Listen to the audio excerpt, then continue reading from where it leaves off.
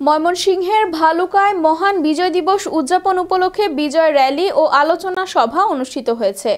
মঙ্গলবার ধিতপুর ইউনিয়ন বিএনপির নেতা আরমান মীরের নেতৃত্বে ধিতপুর বাজার থেকে ৩ শতাধিক নেতাকর্মী নিয়ে একটি বিশাল মিছিল নিয়ে উপজেলার বিএনপি কার্যালয়ে উপস্থিত হয়।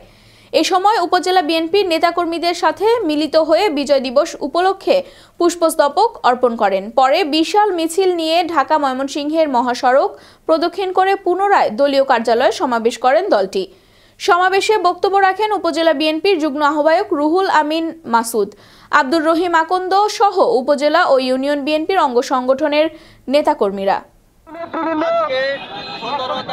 আমরা রাস্তাটি পরিষ্কার করে দেই, রাস্তাটি গাড়ি চলাচলের জন্য স্বাভাবিক করে দেই। আজকে